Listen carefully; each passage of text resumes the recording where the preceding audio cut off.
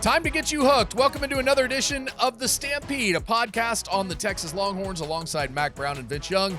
I'm Bob Ballou. You can rate and review us anytime you want at The Stampede UT. You can get this podcast anywhere you get your podcast, on Apple, Spotify, YouTube, or anywhere else. What a great show we have for you in store today as we get set for the Cheez-It Citrus Bowl between Texas and Michigan. We're going to get to hear from Michigan head coach Biff Poggi. How exciting is that? I guarantee you, he's got some great stories and some great stuff. Anything you know about him, he's a good man, and he's doing some great stuff with Michigan as they try to overcome everything that's going on in Ann Arbor right now. We'll talk about that with him. We'll also get to Devin Gardner, host of The Blueprint, a podcast on the Michigan Wolverines, as he talks a little bit about this Michigan team and what we can expect from them. But let's get into some of the Texas stuff that's going on, because it's happening everywhere. There's all kinds of wild stuff happening, but we haven't talked to you since last week when Steve Sarkisian made the move to let Pete Kwiatkowski go and move on, and a new DC is back in town. It's Will Muschamp, who you know very well. Mac, what do you think of the move? There's breaking news every minute now in college football. It just when our fans hear Coach Poggi, Coach Poggi's going. It's going to blow your mind what he's dealing with, and what Coach Sarkisian's dealing with. Obviously, I love Will Muschamp, but let me say first, PK did a great job. I think it's the most important point we can make is starting with that. No, I agree. And I've made changes, and you make changes with really good people that are really great coaches, and maybe just there's some reason you feel like you need to take a different path right now. But PK, for his years here, did an unbelievable job. I spent a lot of time with him at the Maxwell Awards with Colin, and a really classy man, a good man. He's full of integrity. And I think the first thing we need to do is thank him for all the great defense that Texas has played since he's been here. And he will not have trouble finding a job. I'm so impressed with him on and off the field. Dwayne Aquina is like a family member, right? To me. I had him 15 years and love his family and love him. And again, he's a legend. He's a legend in the DBU room. He's a legend. Just boxes. You just check all those boxes. And then again, you bring in Will Muschamp, and Will did a great job for us. Took us to a national championship. And if Colt McCoy doesn't get hurt, we've won another one here. Why bring in Will? Well, you got to beat Georgia. Georgia's a standard right now in this league. And at Texas, you need to be the standard. So if you're not the standard, you've got to beat the standard to get there. And Will is very close to Kirby Smart. They're great friends. Will knows everything about Georgia. They played together. They've coached together. Will's been the defensive coordinator there. Will's been a head coach at 2 different spots. I always liked hiring head coaches because they knew what it was like in my office, and they knew how to keep things from getting to my office. And Will's very aggressive. He's very confident, but he's very aggressive with his calls and with his coaching. And he's one of the best to ever do it. So lost a great one and brought a great one in. And I think that again, I don't even like to use the word fired anymore. You just decide to change coaches and move things around because everybody's moving here and moving there, and it's just different than it used to be. Timing, why do it right before a bowl game? You got the portal. The portal's more important than the bowl game because you have to replace guys that you're losing. So the timing doesn't matter anymore. The portal matters. And the game is the 31st. The portal opens the 2nd. I'm sure Steve wanted Will in to watch bowl practice. He wanted him to assess some of the young kids they've got to look at needs for the portal. Yeah. And he couldn't do that if he wasn't here. So he'll be at the bowl. He'll be at practice. He'll be in meetings. And they'll all be assessing right now who you're going to get when you when that portal opens on the 2nd. And unlike being in the playoffs last year, Texas going all the way to the end, they're going to be free to recruit the portal. So they'll be on campus. They'll have kids there. So, again, if you're going to get beat in the first round of the playoffs, I think you're better off going to a bowl and having more practice and more time for the portal, because right now the Citrus Bowl is the preseason game for next year. And the preparation is to see what you need to do for the portal, for spring practice, and to prepare for next year. So this is all working very well for Texas. But getting fired is hard. It's embarrassing. It's embarrassing for your family. It's devastating. They say it's like losing a family member. There's boxes it checks that you don't get over it for a couple of years. It's like getting a divorce. There's a lot of hurt. So I do want people to appreciate and thank PK and Dwayne Aquina for all they did as well. Last 4 seasons at Texas, they were in the top 30 in defense, total defense, scoring defense. They were 3rd in the nation last year. I mean, PK's done a tremendous job there, and I think Texas fans can appreciate that part of it. To your point about Georgia, the Texas offense against Georgia has scored 10, 15, and 19 in overtime in 3 games in the last year and a half. So I think there's something to be said about Will coming in with the knowledge of Georgia. Vince, what do you make of the move that Steve Sarkisian's made? Well, I mean, great points by Coach Brown to our listeners because, you know, in these day and age, you got to, give information and knowledge so people can understand what's going on. And it's always great to hear from Coach Brown from that perspective because he done it and he's been through that. And, like you said, I mean, these guys been doing really, to me, really good.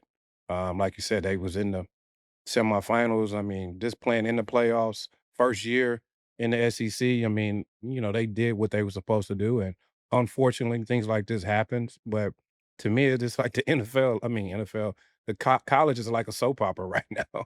Yeah. And if you were one of those young and the restless, all my children, Reality TV. reality TV person, this is as fine as print you can get it. And it sucks, man. I mean, it's a tough situation, and I hate that college is going into that NFL kind of mindset of monkey see, monkey do. It's bad, and I just really feel for the players, because of the fact of these situations, and you got to grow up a little bit faster and got to mature a little bit faster. But the main thing is, I just hope that coaches is still on that part of what he's been doing all year long is communicating to the team. And that's all you can ask for a player, is what you said to me when you recruited me and brought me in, that you're gonna always be upfront and communicate with me, not just me individually, but as a team standpoint. So I hope coach is doing it, and I know he is. And especially going into this bowl game, he has to be like very voicing of what we need to do to win this game and what we working on, and stay out of the media and things like that. Understanding like what this game is for and why you love this game and why you came to the University of Texas. Yes, we want to be in the FBA in the playoffs, but we didn't make it. Okay, let's regroup and let's figure out who we are. And like Coach just said, this is our first preseason game for next year, and what a good thing to have another game to get better. And from art standpoint, from all every guys, the guys who've been wanting to play some more, they gonna have more shots of playing this week next week. So you got to just look at the bigger picture of trying to get better as a player, man, because you do want to have an opportunity to make it to the NFL, but these are your opportunities right now, so make sure you take advantage of them. Vince mentioned the soap opera. I think in the Stampede to be the bold and the beautiful. That's what you two are. You're Yeah. the bold and the beautiful. So which is the bull? The bold and Yeah, no. exactly. If you let me make this point too. For Steve Sarkisian, it is really hard to change coaches. Yeah. You like them, you're loyal to them, and you have to walk somebody in your room and say, "Bob, sorry, we're making a change." Why? Well, I'm just making a change. And good luck. You get out of your office by 5 o'clock this afternoon, turn your keys in. I mean, it's a very, very hurtful process. And then Steve has to worry about the players that just signed that love PK or Dwayne, because he has to call them and tell them he's changing and why. Right. And then he has to get Will Muschamp on the phone with them immediately to try to keep them because they can get out even though they've signed. I saw this morning somebody got out that already signed, and they just said, I don't want to come. Things have changed. I'm leaving, and universities are letting them out. The second thing is, think about then you have to talk to everybody on your defense. And then you have to bring some of them in individually because you talk to the room and you're not sure what they hear. Mm-hmm. So who's really close to Dwayne? And he can go in the portal because he's going home for Christmas. And you've got him around an agent and family and mad that Dwayne's not there or PK's not there. And then you're talking about media and fan base and balancing all that. What do you say when you lose one? Appreciate what they've done. Wish them good luck. Why'd you change? Well, but we just needed to do this. There are no answers. And then you think about what Coach Poggi's doing at Michigan and what he's putting up with. He just lost an offensive coordinator. He's going to have to move another offensive coordinator in, and they're a couple of weeks from a bowl game. And he's the interim. And he's the interim. He can't. He can't even offer people money to stay. Right. I don't have any. Right. I don't have Not the my right. job yet. Not my job, brother. That's it. So coaching is harder than ever, just because it's really hurtful when sometimes you don't have answers, or sometimes people, you feel like you understand, but you feel like they may be being selfish, where we've always built this game on loyalty and love for each other. And Coach Schembeckler used to say, it's the team. Well, that's not anymore. It's not the team. And there are some players that care about the team. In fact, all the players care about the team. Some that they get influenced, and Vince uses the word distracted. It's so true. And they get pulled out of the team concept for their individual growth. For sure. And Vince's teammates and Vince playing is still a great help to Vince in this state, in this country. That Vince can't go anywhere in this state without being recognized. That's not going to happen as much in the future. It's not the same. The Cedric Benson story of, I'm going to play in this Rose Bowl with Michigan, even if it hurts my knee and I'm a number one pick, I don't care, man. This is Texas and Michigan. That's not happening much anymore. It'll happen some. But we are in the biggest changes in the history of college football and really college sports, because basketball's been that way for a long time. Football's just getting there. And I always feared that football would get where basketball was. And we're there now. And everybody is screaming, get a better calendar, get better guidelines, make it where we have some restrictions on salary. Everybody agrees the players should get paid. Should have been paid a long time ago. But let's get something in place where there are guidelines and it's best for everybody. Let's slow down the transferring, because we're losing graduates. Nobody talks about graduation rates anymore. Used to be penalized for it. Nobody even talks about it anymore. We've gone to APR, which is a rate that they're still on their course to graduate. But nobody's talking about graduation rates anymore. And it's really going to be hurtful for the kids long term. Short term, they're going to get some cash. Long term, they're not going to have what Vince has got and what Vince's teammates have. And I really hate that right now for college football. And at some point, they're going to fix the calendar, but it needs to happen much sooner. Yeah, yesterday. I mean, it really does. Like they've got to figure this thing out. It's a total mess right now. I want to go back to the hiring of Will Muschamp just for a minute, because you brought up a really interesting point about the head coach part of it. You know, that's something Steve Sarkisian said. He can be the head coach of our defense. I don't necessarily have to be on the headset when we're on the field defensively. I can go help our offense and do some of the things I want to do on that end. That's significant. I mean, that's a significant move for a head coach to make that move. You gave up play calling duties. You did some of those things.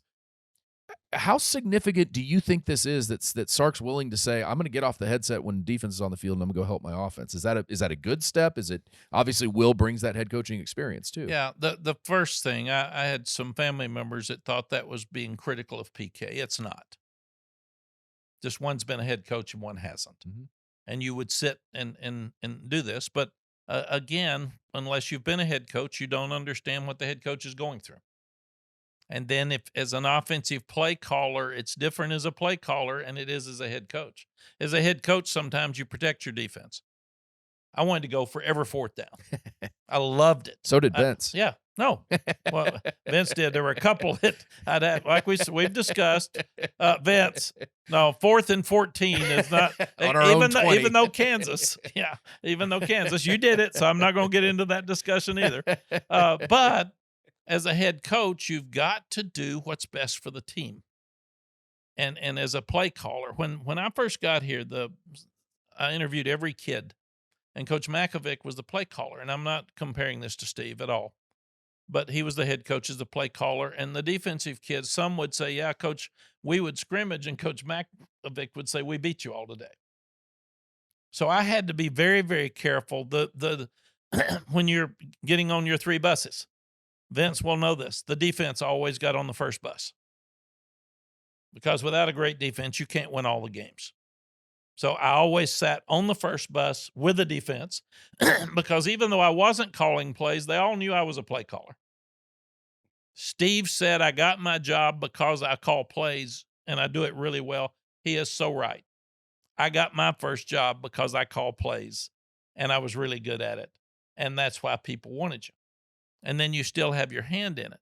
And that's why this is a significant move, because Will has been a head coach at 2 different places, defensive coordinator in the SEC at a lot of different places, and he'll have some strong opinions, but Steve is more likely to go to an ex-head coach and say, what'd you do when this came up? Than a guy that's never been a head coach because he's never made those decisions. And I think that's where it's significant. And I would sit and say, okay, guys, defense, at some point during the game, we're going to onside kick. You've got to go out there and be at the 40. So be ready. Don't say, oh, my gosh, I can't believe he screwed us. He put us at, say, sudden change. We got to stop him if we don't get the ball. So all that's planned. All that's thought about. When Vince was playing Texas Tech, and I think he scored 52 out there when they were number 7 in the country or something, we always said, when you're playing a Mike Leach, a Cliff Kingsbury team, you're not going to punt. You get to the 50, man, you're going 4 downs. No field goals, no punts. It's a 4-point loss if we kick a field goal because they're not kicking field goals. In fact, I think Mike had to go get one out of fraternity or out of the stands or something once to say, "What? Anybody kick? Come on, come on!" I don't know about compliance, whether he was eligible or not, but he let him kick. But that's what we did. But we knew that, so we told the defense, "You may get left out at the 50, so you be ready for that." We told the kids, "We're going to be aggressive on offense, so do not get upset if you see us come up short at midfield. Don't start throwing helmets and being mad." That's the game plan. So that's what having a head coach on the other side of the ball gives you the opportunity to do. It was Greg Davis had been a head coach. He was the head coach at Tulane.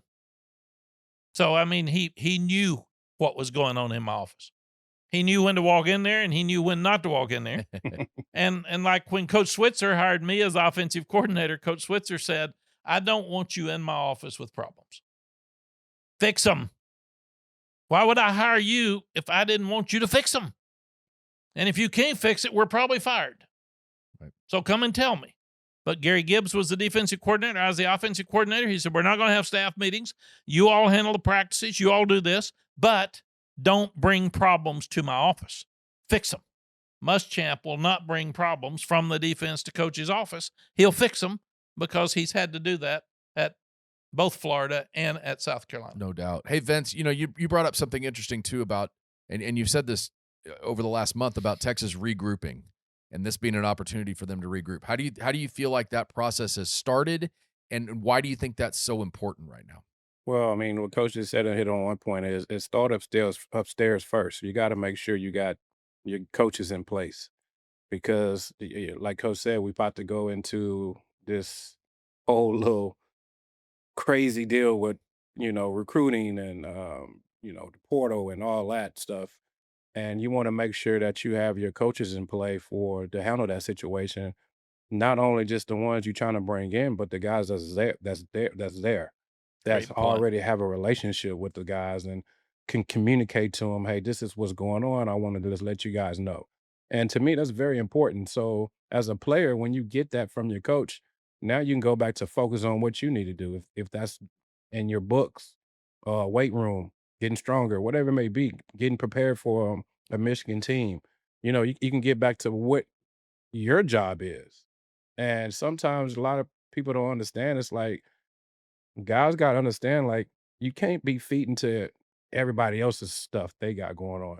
You have to focus on what you need to do. If coach say we need to be in the weight room at 2:00, it shouldn't be 4 or 5 guys being late to the weight room.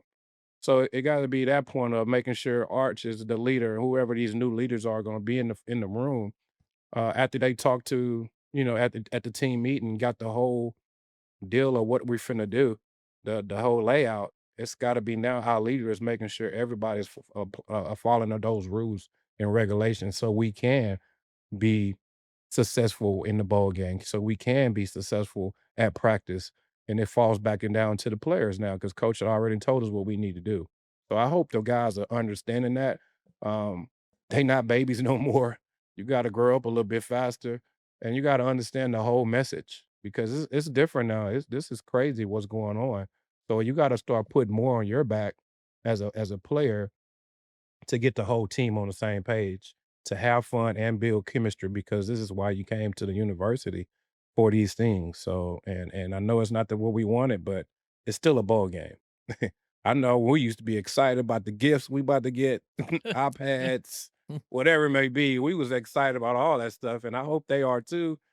What about the people who ain't never been to Orlando? I mean, I love Universal Studios.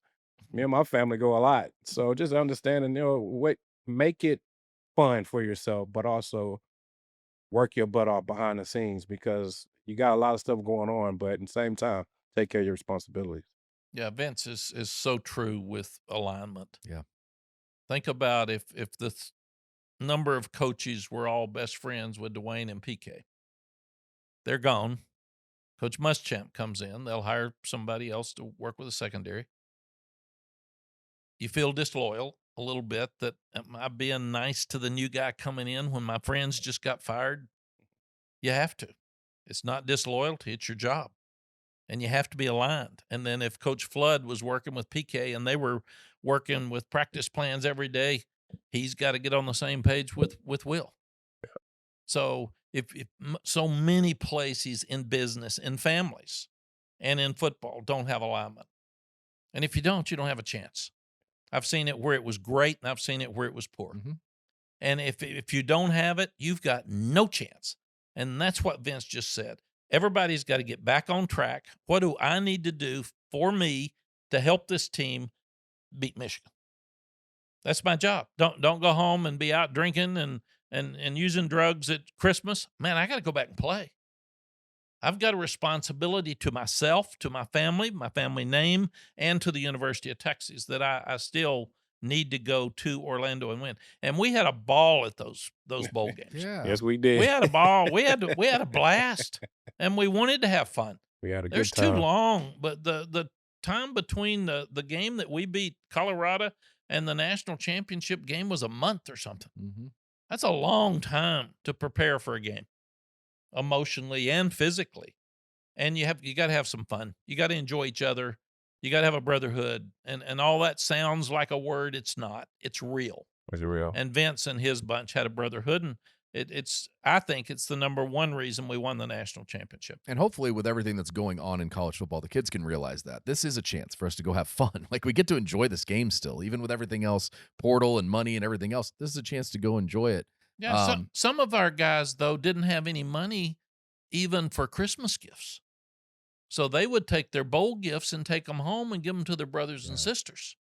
I remember Sally asking one of our players that I will not mention his name, that I love to this day. He's become very successful. What'd you get for Christmas? He started crying because he said, "Oh, Miss Sally, we don't have gifts. I took my gifts home and gave them to my brother." And Sally thought, what an awful thing for us to even think that some people don't have gifts for Christmas. Right. Some little kid can't wake up on Christmas Day and be excited. That's what bowl games helped with. And we would go to trips that nobody has even been to. We go to the Holiday Bowl. We had a blast in San Diego. People say the Holiday Bowl. I said, it's great, man. Right, we had a good time.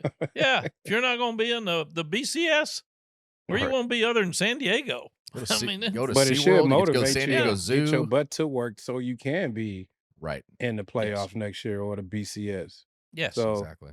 It's a mindset thing. I mean, and like, you got to stay on that part of that mindset. You got to stay focused on that, but also like Coach and what we saying, have fun too with it.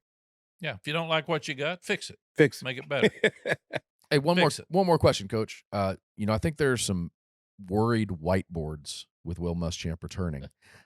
He had some antics on the sideline. He was all fired up. Do you think 15, 16 years later, that version of Will Muschamp will come out, or do you think he's calmed a little bit? He has calmed a little bit, but you are who you are. You are Right. who you are. And if they're not playing well, then the grease board's probably in trouble. Do not change, baby. Oh, we that's need great. that in the house. I love Yes. it. Yeah, and I think that's probably part of this move too. Is they want that aggressiveness, and he wants that head coach on the headset on defense. So Will Muschamp back in Austin, and now we look to this Cheez-It Citrus Bowl and what's coming up. We've got two great guests to get us ready for it. First, Michigan interim head coach Biff Poggi. He's coming up next on the Stampede, a podcast on the Texas Longhorns. Don't want to miss this when we come back. College football not feeling as juicy as it once did? Let me put you onto something that'll shake up your Saturday and every other day of the week. Because now that Wendy's has crispy chicken tendies and a powerhouse lineup of new sauces, it's time you transferred to the hottest team in the league. That's right, Team Tendies. Wendy's Tendies. They're making their undeniable rookie season one for the books. Enjoy first-string flavor from some five-star recruits. Rep your own new favorite team everywhere you go, but make sure to cheer with your mouth closed. Take it to the end zone of savory sauces like honey barbecue, creamy ranch, and the new Wendy's signature sauce to experience a total taste bud blitz of flavor. It's time to join a team that won't upset you with an upset. Taste the phenom that's gracing the gridiron with its juicy, crispy, and tendery tendencies. Don't fumble the bag. Commit to Team Tendies and call the most delicious plays in the playbook. All right, huddle up. Tendies on three. Tendies on three. 1, 2, 3. Tendies. Let's do this. Wendy's Chicken Tendies, now at participating U.S. Wendy's. From Longhorns to startups, Branded Bills has you covered. Whether you're repping burnt orange pride or building a brand of your own, nothing tells your story like a custom hat. Branded Bills is a proud sponsor of Texas Athletics with licensed Longhorn headwear that holds up from the tailgate to the stadium and through the celebration.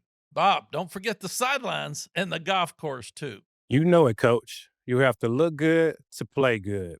But Branded Bills doesn't stop there. They specialize in custom headwear that helps teams, companies, and communities showcase who they are with premium fit, finish, and style. So whether you're a Longhorn fan, a business founder, or just someone who wants to stand out, check out Branded Bills just like mine's. Explore their officially licensed UT collection or design your own custom hat built just for you. Branded Bills, from Longhorns to startups, licensed pride, custom style. Welcome back to the Stampede, a podcast on the Texas Longhorns alongside Mack Brown and Vince Young. I'm Bob Ballou, and as we get you set for this Michigan-Texas Citrus Bowl, we're very excited to welcome in Michigan interim head coach Biff Poggi. Biff, thank you for taking the time. How excited are you to have the opportunity to get rid of that interim term? I know you want to be the head coach at Michigan. How excited are you about everything going on with you right now? Well, first of all, it's good to be with you all. It's good to see Coach Brown. It's good to meet Vince. I've watched him for years. Wish we had one of him. Vince, you have any eligibility left? Yes, I do. Coach, he said with NIL he'd come back too, so he's Yes, I listening. will. Rub these knees down and be ready to play, baby. I love it. I love it. I'm quite frankly probably a real long shot on it. I think there's a lot of really big names around that Michigan's talking to, at least in the press. And really, my focus right now is on these kids. They're going through something that they didn't sign up for. None of us signed up for. And I'm just, right now, I'm just focusing on them. And that's the God's honest truth, the best as I can tell it to you. Vince, you had a question for Coach about that. Yeah, that was one of my main questions. Just making sure the guys understand, let's build our chemistry, let's be proud about our bowl game. And I wanted to ask you, what are you doing to make sure you doing it as a coach? And you pretty much kind of hit home on it already. Well, Vince, I'm spending a lot of time with them and with their parents, a lot of time listening. Um, and they're, they look like men, but they're still kids in many respects. And this has been to say blindsided would be an understatement. So trying to spend as much time with them, Vince, listening, trying to get them to really get to what they're dealing with, and they're dealing with a lot. And it seems like every day there's something else. And what we're trying to do is love these kids up, make them feel it's a safe place, make them feel like, you know, we're not going anywhere. We're here for you and with you, and let's go to Orlando, and maybe it helps when we get out of Ann Arbor a little bit. And Oh yeah, so definitely. lots of Zoom calls with the parents, and that's what we're doing. Yes, Coach, what you're so successful in business. We've got so many business people that think they can coach. Why did you go into coaching, and why have you been so successful? Well, Coach, it's the I had a coach that really impacted me, and for some reason, as a kid, I was a real knucklehead. I was in 8 schools before the 11th grade, always getting thrown out, and I was a mess. But I had this one coach at the very end that uh, reached me and changed my life. And so that no math teacher or history teacher was ever able to do. And so I think something happens when we put a whistle around our neck, and I don't know why, but it does. Kids tend to listen to us, and I wanted to just go see if I could help kids and their families, get to a better spot in life. Coach, I want you to help me with something. I really struggled with in my earlier years, and even here at Texas, when a Vince Young or a Cedric Benson would not opt out of a ball game. They wouldn't even dream of it. And then a couple of guys did, and they were first round draft choices. And then at North Carolina, I had to have 4 or 5 of our best players opt out every year. And I know the agent was telling them, "You're going to make money. You couldn't get hurt," and it really bothered me. And I got conflicted because I said, I see their point, but what have we lost with team? I noticed you've got a couple of great ones that are going to opt out. How do you feel? How should I feel? Am I wrong by saying we're losing some of the loyalty, the team? You're a team captain. You've fought all year. Well, what about that left guard that doesn't get to go to the NFL or doesn't have much NIL money? Are you letting him down by not playing in a bowl game? Uh, Coach, it's a great question, and when I'm done coaching, I think you and I should do a podcast and I'm not kidding you. I mean, really talk about No. what's happened in the game of football. It's been hijacked, and it's been hijacked by look, it's so complicated and so complex. For years and years and years, universities were making tens, 20, 50, $100 million off their football program. The coaches were paid handsomely, and the kids got a scholarship, and a scholarship very important.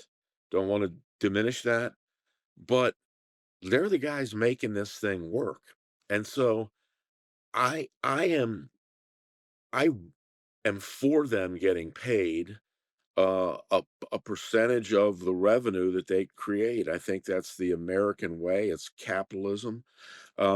But we can't do it the way we're doing it now, where there's no guardrails around it. So to compare it to the NFL, it'd be like having um, the NFL with no collective bargaining agreement. So players could just leave middle of the season, go to another team, leave every year, go to another team. And so I think we need to put some thinking around how we do this because what happens, coach, as you know, is every time you transfer, you you you you don't take those credits with you. I mean, you take some, but you lose about 20%. And so we used to be Yep. talk all the time in college football about, hey, we need to help graduate our players. Well, now nobody's talking about it at all because there are going to be very few guys graduating with the way the portal works.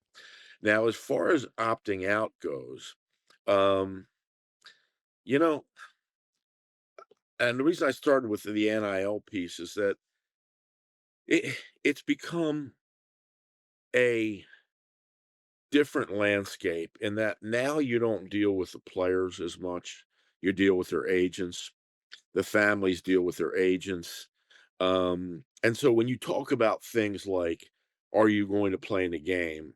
You're not really talking to that kid. You're talking to that agent and or agents. And look, they have a financial interest that these guys don't get hurt and that Yep. they get what they can get as much as they can in the draft.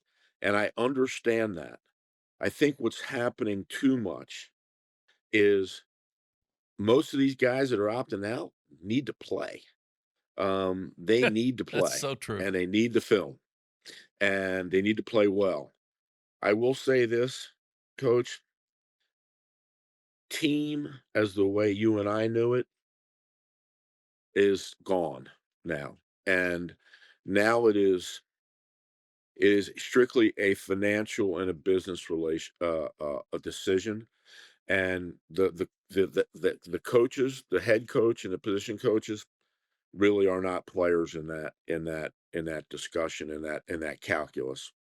And so it is look, two of our guys that are opting out are great players. Number 1 and number 8, I mean, great players. I coached both of them at St. Francis. I've known them since they were in the 8th grade.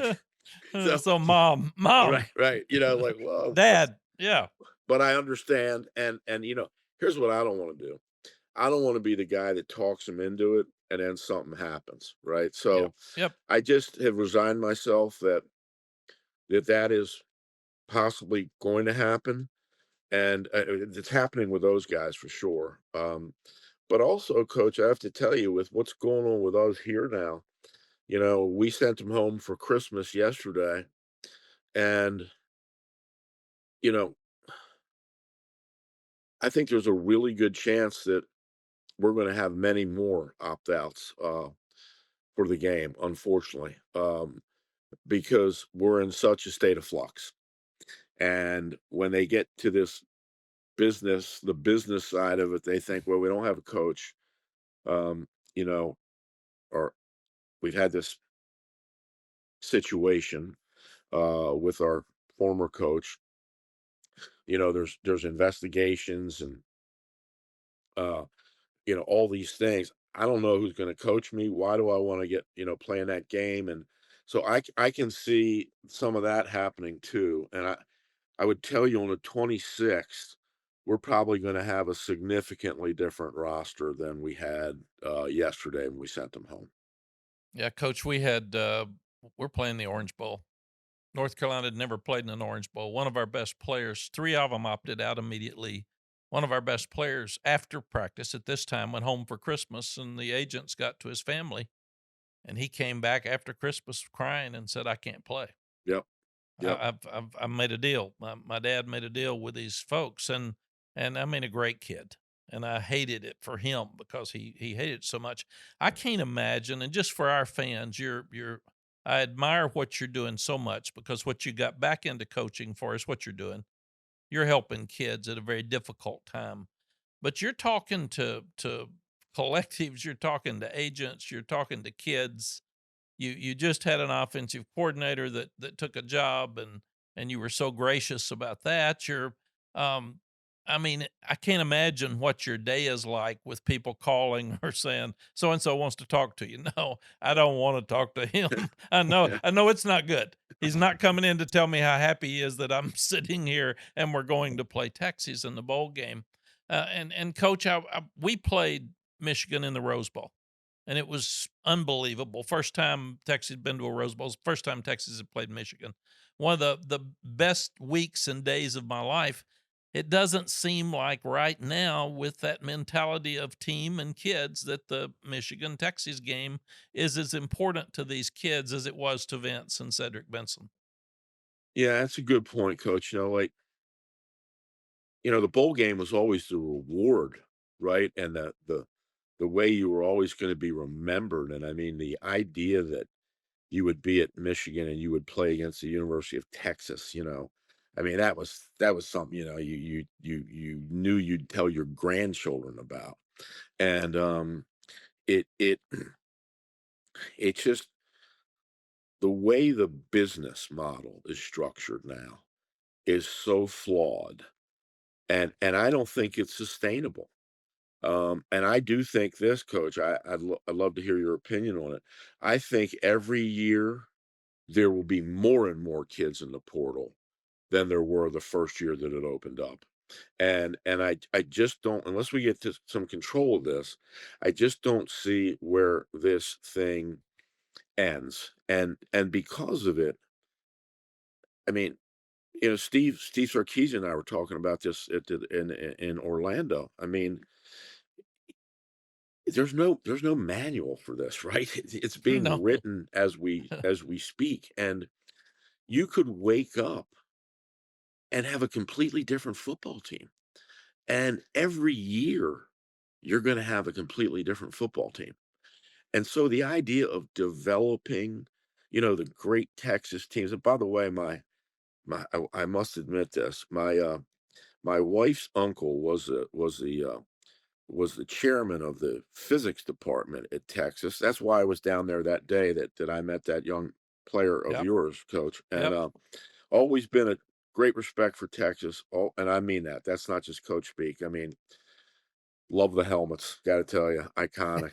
I hope Steve brings an extra one so I can take it home with me. Um, Well, but it's different now, Coach. If you don't make the CFP, somehow the kids, oftentimes their families and their agents think, well, and I think what their agents are telling them is you don't make the CFP, this game doesn't matter at all. And we got to get you to a place that's going to make the CFP because you're going to make more money and you're going to be positioned better to play at the next level. And I think that these things are, you know, it's destroying the greatest game on earth, and that is, let me say it this way, the second greatest game. The first is high school football, in my opinion. The second is college, and the NFL is a distant third as far as I'm concerned. So, that's kind of what I think about it. well, Coach, I think it's so true. We're the NFL without guidelines. That's right. That's Their right. game's so much better than ours right now, and the calendar's bad. You shouldn't be losing coaches at a time where you're sitting there getting prepared for a bowl game. These We kids, I can't imagine kids coming in to you and saying, "Coach, I'm gonna leave. I need more money." Well, I don't know. I can't give you that money now. I'm not the coach. right. That's So help happened me, so help much, me. Coach. Yeah, It's been help me, man. unbelievable. Yeah, just stay and give me a chance. If they hire me, I'll get you your money. But Yeah, that's right. I can't That's promise you right. money I don't have. Yeah, I've not had so few answers in my Yeah. entire life. Was actually hoping that my tongue would fall out so I couldn't speak anymore. But Get- like Coach, it's they'd want sign language. yeah, They'd I figure it have to out. draw it. Would. Anyway, Horrible. it is all those things are happening, and I understand it. We're not able to give anybody a financial agreement because we don't have a permanent coach, and the kids are look, you know, it, I probably shouldn't say this, but I say a lot of stuff I probably shouldn't say. But you, everybody says the portal opens January 2nd. It's You, already open. that's Coach, exactly I right. can say it. That agent's already cutting deals. That's exact. Those deals are being made They right are now. cut. And if he says I'm thinking about going in the portal, no, he's already got a signed check. It's He's just already the date. he's already It's going to be signed on. dated That's later. exactly right. I And, can say it. You may not can, but I can with 100%. and it's interesting because it's starting to creep into the coaching world too. So, we lose an offensive coordinator. I don't blame him. He's got a family to take care of. There's so much uncertainty here, and he gets a very good job in the SEC. But then we lost two offensive line coaches. We're going to pull actually, you know, we're pulling guys out of the closet to just so we can function. We're having Yes. guys that were sitting behind a computer drawing cards are now going to be playing important roles, upstairs in the box and giving information to our offensive line coach who's down on the field. It is look, listen, it's been like something I've never experienced. And all I want for these kids is to enjoy the experience of playing in the Citrus Bowl against a team that should be in the CFP. I think we can all say that after the first round we Yeah. saw. I mean, come on, Yes. give me a break. Um, Yeah. No. and to just enjoy it. And I will tell you this: we have not talked about. Obviously, we talk all the time about Texas and the personnel and what they do and how all that stuff. But we're being very careful about putting any goals around this thing that could wind up being a further disappointment to the kids we have, and that could be viewed as wrong. But I just feel, having my hands on the pulse, that right now what they need is to enjoy the game of football again. And we will play hard. We're coming. We will play hard. Um, I don't know how many will come with, quite frankly, and I don't know how well we'll play, but we'll play hard, and I want them to be able to say the rest of their lives, we went, we played really hard against a great opponent, and we gave it our all. And when lesser men would have maybe not, and probably will not be there on the 31st. So, um, I'm thinking, honestly, there could be 25 guys, um, you know, possibly not come back. And I So got as coach, how disappointed how as do you you are, do you that? understand. Right. Yeah. How do you Yeah. do that? It's and then what's safe for the kids you take too. That's right. Right. We coach. I feel your pain. We lost an offensive coordinator and an offensive line coach before the Holiday Bowl 2 years ago. We had an analyst and a GA coaching our offensive line. I mean, And it's it's they were not about the right for the same age as kids, the really. kids. It's No, not it's not. fair for them at all. No, or the Citrus Bowl or the fans. It's That's just right. it's we have a system that's screwed up. Well, we appreciate you so much, and I really Likewise. believe you. Michigan's a proud place, and they're so blessed to have you holding everything together, trying to help these kids moving forward. They don't get these years back. No, they don't. They don't. Seniors they don't get this back. Guys that are transferring went to Michigan to be proud, and they don't get these years back. And they've got to be careful they don't make a mistake and jump somewhere else, because if you're leaving Michigan, you don't want to just be going somewhere else. You better be leaving for a better place than Michigan, and that's hard to find. I You- thank you, coach, for saying that. I agree with you. And I would ask one thing, and I'm being very serious. You need to pray for us because we are going through things that are no young kid should have to go through these kind of things right now. And so just when you hit your knees tonight, you don't have to pray that we win. I know that ain't going to happen, but just pray that just pray that the good Lord will give me the right wisdom to do this the way it needs to be done. Well, Will Coach, I do. wanted to have you on because I wanted the Texas fans to know what I know about you, and after they hear this, they're going to pray for those kids. They're going to Definitely. pray for you. Texans are they've got tremendous pride, but they've got strong prayer. I, I said they can pray hard and party hard. That's one good thing about Texans, and they will do that. But they will be touched by what you've said, and I promise you that you coming on here will make a difference in the way that our fans look at your team and you uh, in that ball game on the 31st. Thank you, Sure. Coach Brown. Thank you, Vince. Appreciate it very much. It's been an honor. Yes, sir. Coach, tell Jaden Sanders, that's my little nephew from Houston, Oh, that really? to work his butt off and enjoy being there. Tell him I'm proud of him. I'm going to call him right now. I will do that. I will Hey, do that. hey, He's a great kid. He's Yes, a he great is. kid. I was Good. seeing him grow up as a little man to where he's at today. I'm so proud of him. Outstanding player too. Yes, he's gonna be good. All right. Well, Hey, good. Thank you, Coach. guys. Hey, Coach, real quick before you go. Yeah. I know you're big on cookie reviews. Have you ever had Sally's cookies? Because I hear they are the best. Are they? Where are they? Where is Sally? They're chocolate chip cookies that she made, Coach, for Oh, every you're game. Sally. Yeah, Oh, yeah, Sally my Brown. Sally. Sally No, Brown. Sally So Brown. Here's the thing, Coach. If you come and there's not a bag of cookies, Right. There'll be then cookies. you and I got business, okay? Yeah. We'll get 'em to you. And then the Vinces and the Cedric Bensons, they would have special requests. I want VY on my cookie with the chocolate chips. Yes, And we you know did. what, Coach? Because of who they were, old Sally said, I got VY right here. That's good. I got Sedby's cookies right here. We got that. Oh, gosh. Coach, love you and appreciate you, and have a happy holiday season, and bless you as you lead these young coaches and kids through all this stuff. And good luck on the other end. And we will be pulling for you in the bowl game to have a wonderful game and keep these kids safe. Thank you, Coach. Merry Christmas to you all. All right, Merry Christmas, Coach. We look forward to seeing you in Orlando for the Texas-Michigan Cheez-It Citrus Bowl. We appreciate the time. All right, when we come back, more on this Texas-Michigan matchup with former Michigan quarterback Devin Gardner. That's coming up. This is The Stampede, a podcast on the Texas Longhorns. We're back after this.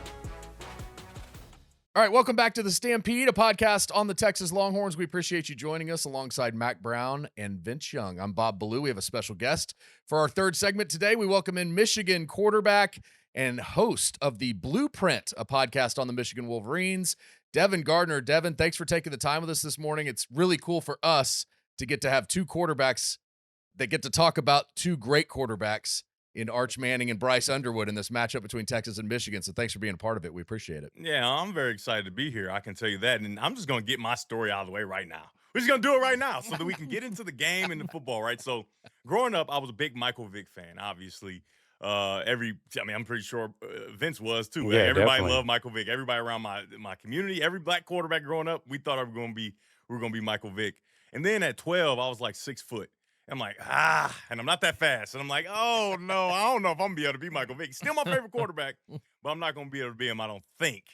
And then I go to high school, right? I'm a freshman. I'm on varsity, and they don't have single digits. And I'm like, man, well, I can't wear 7 anymore. Right? I've been wearing 7 my whole life. I'm like, what can I wear? I'm like, it's a new guy rolling around, and he's in Texas, and he wears number 10. I said, give me the 10. I'm Vince Young from here on out. And so much so, you won't believe Wow. it, so much so that I changed my throwing motion to throw sidearm because I thought for sure that's what I needed to do to become Vince Young. Not even a joke. Like, I literally started throwing sidearm, and it worked. It was great. I became the number 1 dual threat quarterback in the country. It was all good. And then I got to college, and they're like, I don't think this is going to work. Got to change it, so I had to change it back. But I want you to know, Vince, I was such a fan of yours that I changed my arm muscles. My shoulder muscles were changed forever just so I can make sure I threw just like you. I'm not a fan of a whole lot of things, but Right. I'm a fan of greatness, and obviously you were so great. So Look at those there you highlights. go. There you I go. love it. We're not going to talk about it no more. We got It's it the out. first time ever telling that story, and it was really cool for me to even have you guys invite me on. So I appreciate man. that. Appreciate the love, man. Yeah. And sometimes we got to throw little awkward motions to get it Hey, out you got to do there. what you got. But the thing is, now I had that. I didn't play baseball, and I had that in the bag anytime I Right. needed it. So Exactly. When they looked at the percentages, though, at the end of the game, they never said, don't count those. Those were sidearm. they did.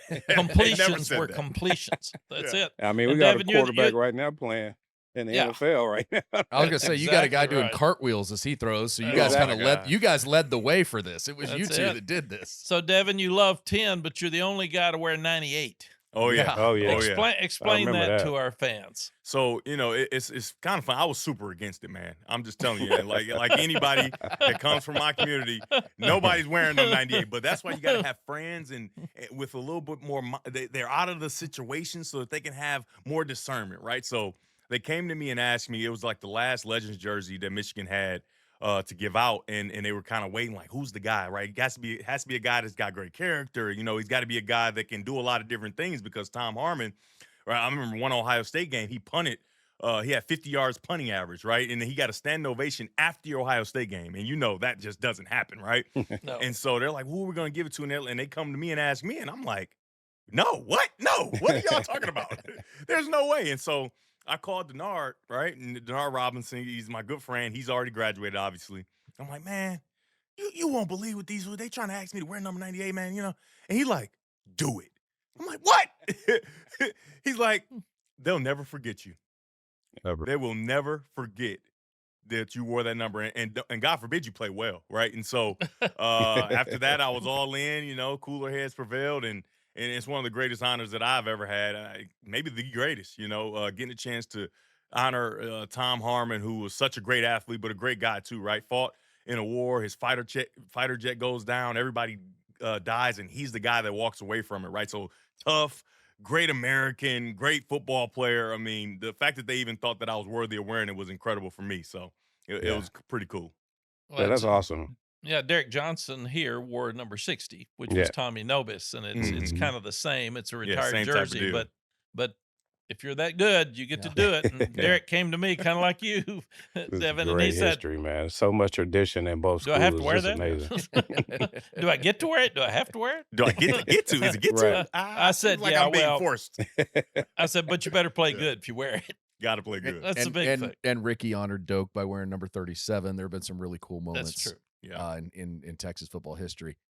Devin, when you start to turn to this Texas-Michigan matchup, I think, you know, with all the opt-outs and with everything else that goes on, and obviously there'll be more opt-outs as we get closer, but, Mhm. you know, the two players that I think everybody's really excited they're going to play in this game are Arch Manning and Bryce Underwood. Yeah. Take us through your perspective on Bryce Underwood after his first year at the helm, true freshman coming in, trying to make some special things happen. I know that's a tough position to be in. Yeah, I of know you course. played a couple games as a freshman as well. What is it about Bryce that you think makes him so special? Well, he's big, fast, strong, can throw the ball down the field, can throw the short passes, has the arm angles. He has all those different things, right?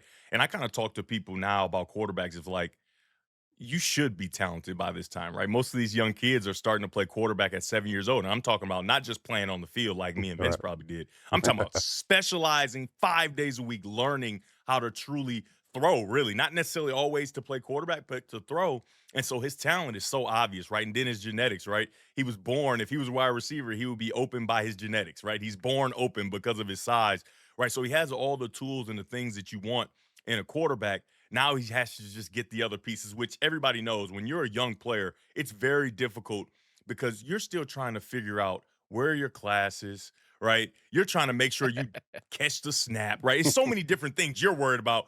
And then you Amen. want to say, hey, can you recognize if it's cover two and make sure that you get to the middle open? And if the middle open is closed, they squeeze that. Go ahead and go to the whole shot. And it's just like, it just feels so unrealistic, right? So early in the season, you knew we would have those struggles. You just wanted to see that gradual improvement, right? And so there were flashes throughout the season. It was like, okay, that's what we're getting. That's what we thought we got. Okay, let's see. And then it'll be a 5 steps back, right? It was forward, it was back. It was such an up and down situation. And so for me, I think football is the greatest teacher of life because of the peaks and the valleys, right? Those up and down moments, and that's how life is. And so he had that kind of season. And though there were flashes, there was just a little bit more to be desired, right? And so for me, I think this is a perfect opportunity to get more practice time. So that, and it's really just the feet, man. Just like you said in our show, Mac, Coach Mac, you talked about the footwork of your quarterback, and you said he needed to get that, and he was self-aware enough to say, "Hey, I need a coach to come in here and help me with my footwork." And I can tell you right now, during these bowl practices, Michigan is hammering him about his footwork because if his feet are right, he can be special, man. But if his feet aren't right, he's just a normal guy running out there with a bunch of talent, right? So I'm really looking forward to seeing him kind of continue to progress and take those steps forward and don't take any steps back in the bowl game. And then you go on the spring ball rolling, and it's going to be really exciting for Michigan. Yeah, I agree with that because your feet is everything. I mean, It'll make you a scrub. exactly. Like your feet can make you one of the best. Because I was actually just watching film on Fernando Mendoza, and when you watch Fernando, all of his special gifts are just neck up. Really, he's not really physically that Right, gifted. He's right, tall, right. but he's not like the biggest arm. He doesn't have a ton of zip. Right, he just makes the right play most of the time.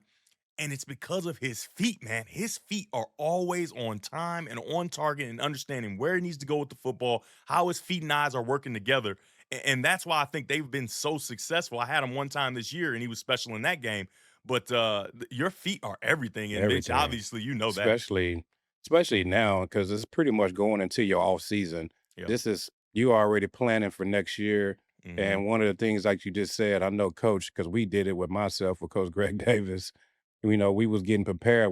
I was horrible in my 3-step game because Like most of us. like most of us, and Yeah. didn't know that you had to over exaggerate your foot when you're throwing left and Mhm. things like that, and getting your eyes right, making sure your base and things like that. And with the same thing with Arch, I mean, he started off a little bit up and down, and a lot of times that he threw some incomplete passes. It was because of his feet as well. Mhm. And as the season went on, you saw that he had his base underneath them. One of the things that I do like about both guys that you can tell they got more comfortable with knowing where their eyes need to be in a Mhm. cover two. And that's all about just trusting the offensive coordinator because, yeah, we might think we see it, but it might change right at the snap of the ball, and now Yeah. that throws your feet off, and then it throws the ball off, and then sometimes you're behind and your timing like you want it to Mhm. be is not. And then when you're So, talented, even though you're behind, you say, "I'm still fit it in there. yeah, I'm and that's still gonna get it in there go there." that That's what I turnover. always did. I'm sure you did that all the time. We Like all when you're did. talented, it's like I understand I'm behind. I'm making this throw. I don't Exactly. care. Come hell or high water. I'm just good. It is what it is. It's Hey. an arrogance that you have to have. but Yeah, you need to especially just at that position right temper there. it. Yeah. Well, there's a difference in you two and Drake May and Arch Manning and Bryce Underwood than Bob and I. They can't subtle work on it. difference. They It's they subtle. can't work on our feet. When you're good enough, Look you how you can work guys' on your feet right footwork. now. Yeah, look at your feet right now. now. You're good to go. Yeah, Yeah, you ain't worried yeah. about that. You got No. one foot on the ground. You're not ready to throw. They send us somewhere else. Yeah, We both got our feet we're- on the ground, both of us Yeah, right planning, now. ready to roll, Yeah, ready to roll yeah. right now. Let's go. There you go, Coach. we were the Quick feet, fullback. quick We were the feet. tight end. Quick feet. That's what they weren't talking. They were talking about our Oh, foot man. here. Step Yeah. with your inside foot. Keep your Still head to the up. side, but yeah. No, it was different. Obviously, a lot has gone on in Michigan over these last few weeks with Sharon Moore, with Chip Lindsey leaving. Hey, with, are you sure? A lot? with- I don't think it's a lot. It's Maybe a all right. lot's- It's kind maybe a lot's an understatement. Maybe breaking- that's not even enough. Breaking know, news. right? How do you think a team handles something like this going into a bowl game? We've seen it across the country. I mean, even in the Mhm. college football playoff, everybody's losing an offensive coordinator, a defensive coordinator. They're splitting their time. Yeah. Chip Lindsey's gone. Sharon Moore's gone. How does Michigan handle that? And with Biff Poggi coming in, like how does that translate to players as they try to prepare for a bowl game? You know what? I think this situation is a little unique because of Biff Poggi, the guy you just talked about. He's been there from the start. He's already coached the team as the head coach, acting head coach in some games. And I'm just be completely honest. The discipline, the attention to detail, the ability to see our guys doing what they're supposed to do. It just felt like it was more emphasis on that when he was coaching the team. Now, most people would say, well, they played lesser competition. Well, there were also games where Sharon Moore was the coach and they played lesser competition. And though they won those games and they won them convincingly, it was still like, it's just what are you doing here? Like, what you shouldn't be doing that. Why? What is it's just undisciplined football. And so I think that they take a step in the right direction. And as much as the coaches are in charge of the discipline, and it seems like kids would love to have just a free for all. Kids want to play disciplined football, right? But you have to command that they do that, right? You can't be buddy. You can't be friends. It has to be a healthy fear of Coach Mack Brown, right? Obviously, Vince Young loves Coach Mack Brown, but guess what? I'm sure there was a healthy fear of like, Yeah, we're he's not still Coach Mack Brown. I'm not really, yeah, you we're know, not I'm not messing gonna, with him. you know what I mean? We're not going to toe the line. And for Sharon Moore, as much as he had the off-field stuff, on-field was the real problem for me. It was the fun nature of like, hey, I'm everybody's friend. It's all good. And there was no true healthy fear. And I think that they're going to have some improvements in special teams and different places. And the most improvement, I think, like I talked about before, that we need to see is from Bryce Underwood. And I think he has that chance to do that, even though Chip Lindsey did a nice job last year. He did a nice job of coaching to find a way to get guys open, and Bryce didn't always find them, but I think he did a really nice job. And evidence of that is he goes and gets a coordinator job right before. Like, you don't leave a talent like that willingly unless you know that you have done a good job. So that's going to be tough. They're going to have Kasula, he's been a tight end coach, and I'm just telling you, everybody that talks about him as a football mind, they believe he is brilliant, right? They believe he is brilliant, so he's got a real opportunity. He was the offensive coordinator at UMass. Obviously, that's a lower level, and they weren't playing Texas. But he's going to have an opportunity to really show what he's capable of as a coordinator, and he's got a nice, talented quarterback to play with. And Devin, for our fans, Chip Lindsey was the offensive coordinator. Yeah. He was our offensive coordinator at North Carolina last Mhm. year, so he did a great job with Drake May. Of course, I could have. Good job, Drake. Good job, Vince. Ooh, I like that, Vince. You other quarterbacks, do it like Vince is doing it. So Yeah, do that's- it just like him. yeah.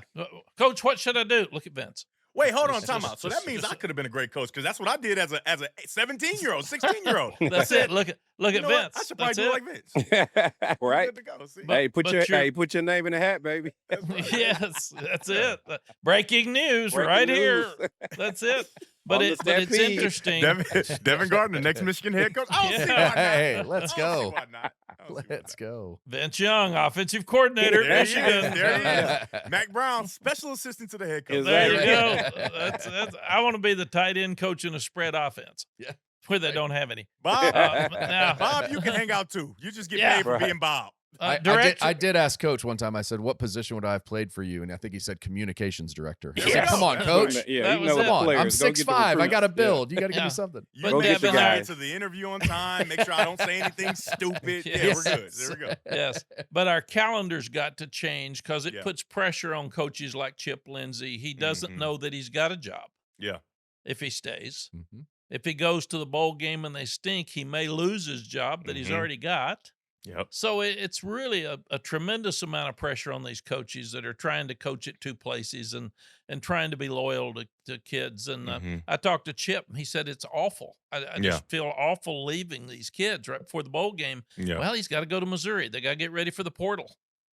He's got to look at their quarterbacks in the bowl game. Mhm. So it's the calendar needs to change. Coaches do not need to be put in a position to change right now. Mhm. It should be after the season's over.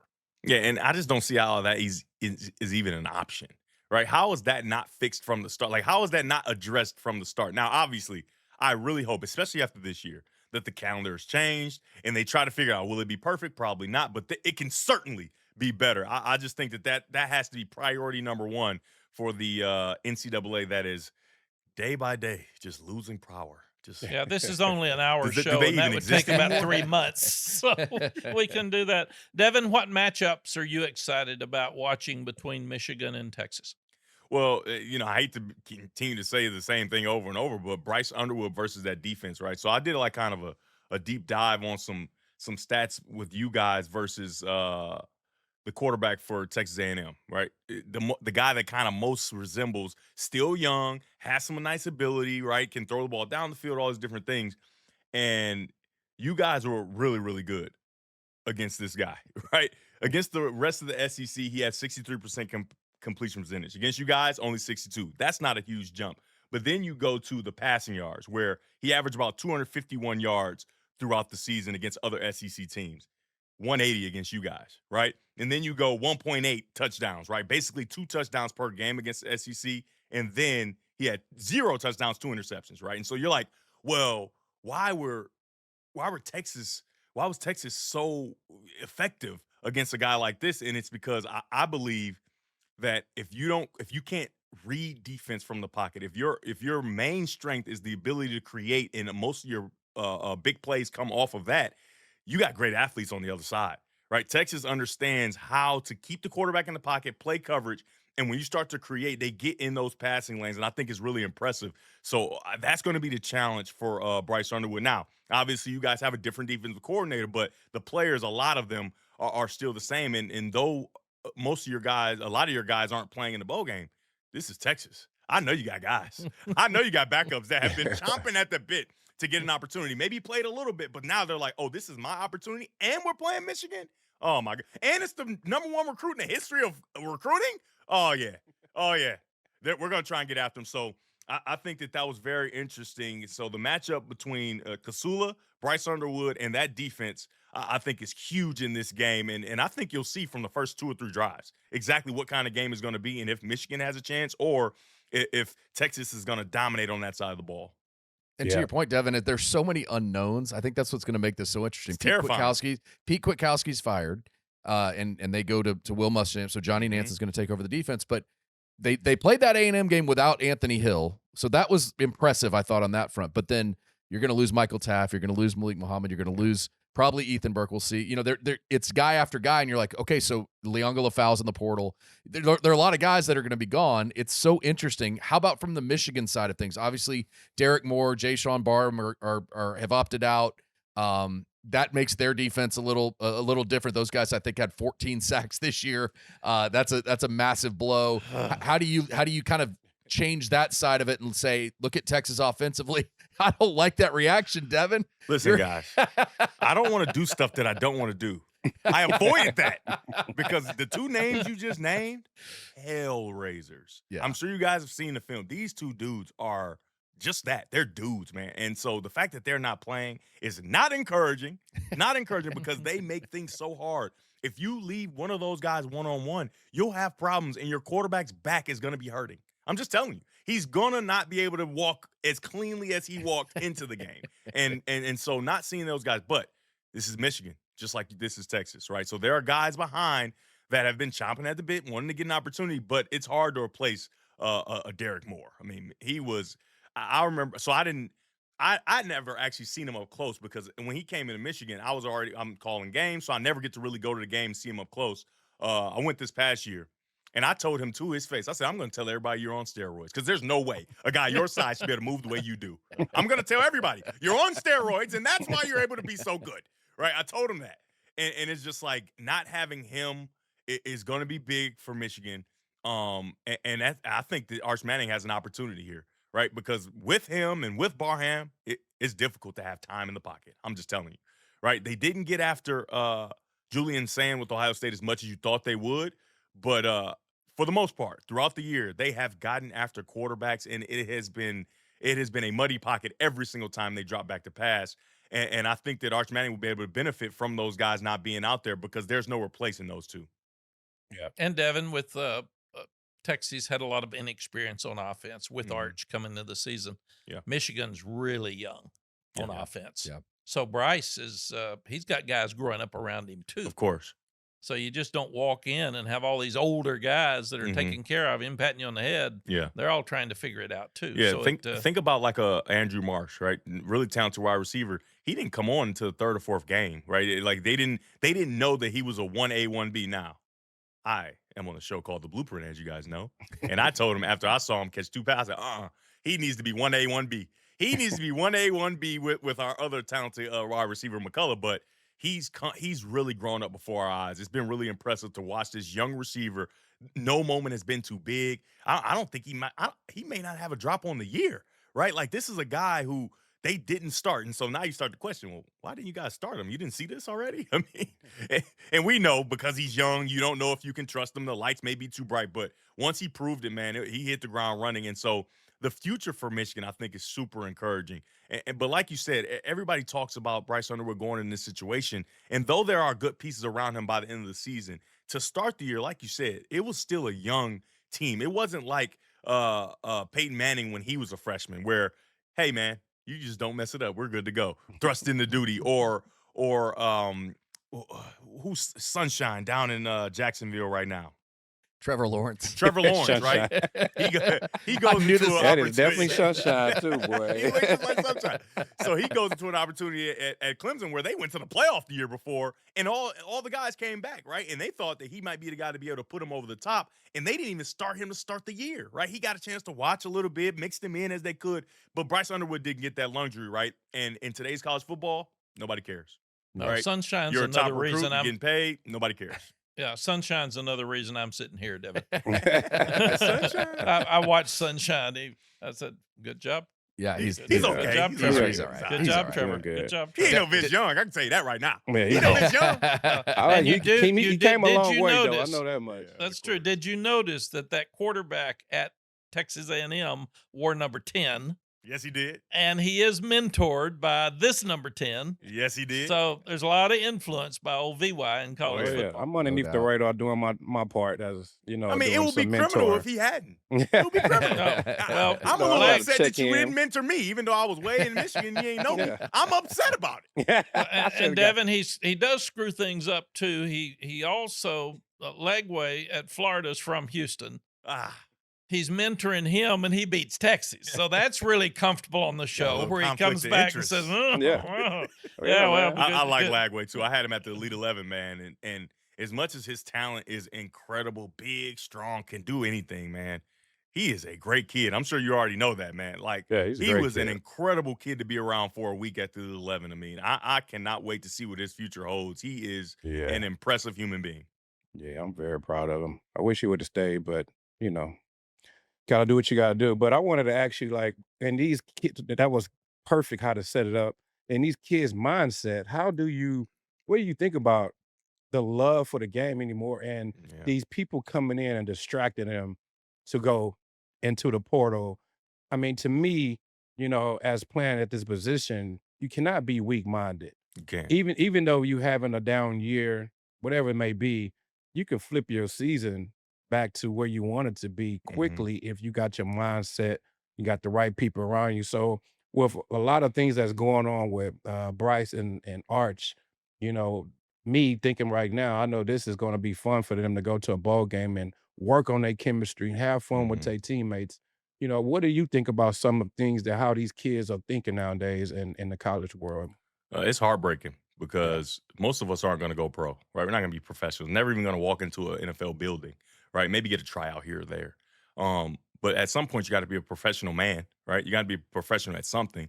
And from my experience, I would not be the man that I am today. I wouldn't be sitting here in front of you. I wouldn't be prepared to walk in this life that has so many ups and downs if I didn't stay at Michigan and go to Michigan, because I came in. I don't know if people remember. I was the new hotness. I was from Michigan, right? Number one dual threat quarterback in the country, and I was at the game where Tate Forcier, as a true freshman, beat Notre Dame, right? Why would I go there now, right? But that's just who I am as a competitor. And so I go there, and I didn't have a great experience to start. Not to mention, Denard Robinson was born the next day. I thought for sure he was going to be a receiver. And now he's the fastest man alive, and he's going to win the silver football soon, right? And getting a chance to compete my butt off and not have a chance to play because he's so good, that built some kind, like, it was like an intestinal fortitude that continued to build inside of me, that prepared me for when I did get the opportunity that I will be ready to play. Because I'm just telling you, if I was started as a freshman, I wouldn't have been ready, right? And I would have probably, flamed out and never got a chance to break any records like I did or doing any of the different things, just like you had to sit out, right? And did you want to sit out? Absolutely not, right? But in today's game, it's like it's all about the microwave and the promises and the you deserve. What you deserve nothing. You've done nothing for this university. How do you deserve agree. anything? The fact that you're Earn getting it. money is great. I think it's awesome. Do you deserve it though? Yeah. Right? And you deserve to play? I just don't think that makes sense. And I think the college football programs that are not beholding to kids who have no idea. Your frontal lobe doesn't develop until you're 25, so they're stupid by just being a kid. They don't know anything. They're stupid. They make terrible decisions, right? And I so thought it was the college 75. programs that aren't beholding to those kids, I think that those are the ones that are having the greatest success, because it is tough to be in a situation where another quarterback is playing or other position, doesn't matter, and you think you're the best, like we all do. You think you should be playing, and to sit there and to still be a good teammate and to do all the things you need to do to try to get yourself on the field. Now that fight is being removed. Why would I fight? I could just go play here or Right. there, and I can go play 4 different places in 4 years. Like, it just doesn't help you with the fortitude that it takes to become a man in this world, and also to even play at the next level when you get there. Right? Right. Because the competition is every single day, and it's people Right. with kids, and it's money on the line. It is a lot. So it's heartbreaking to see a lot of kids not being able to get the experience that I had that helped shape me, and the experience that a lot of us had that helped shape each other.